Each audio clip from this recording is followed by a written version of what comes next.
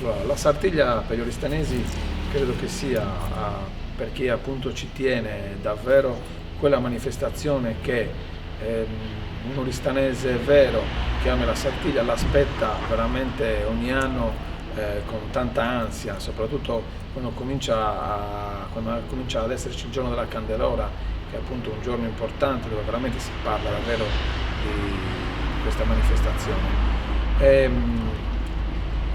Secondo me Oristano come città dovrebbe veramente uscire, ma lo stanno facendo anche le scuole adesso, dove invitano i scompoidorisi, i gremi e comunque anche i tamburi per far sentire i rumori, il profumo di Sartiglia già da piccoli.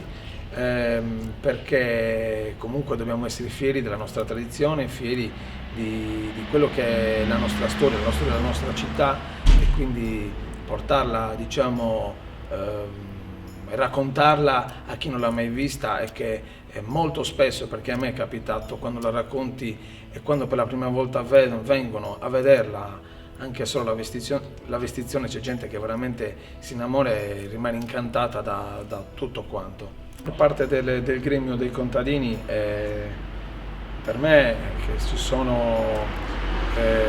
ora ci sono dal 2011, è una cosa molto importante. Primo perché comunque fai parte veramente della storia del gremio, una di quelle corporazioni più antiche, ed è storia della città, perché comunque i gremi dei contadini è storia della città. E poi è proprio un orgoglio, soprattutto quando il cuore batte per questo gremio e cerchi di dare il massimo per servire San Giovanni. Ecco. Vado fiero, ecco, di far parte del gremio dei contadini.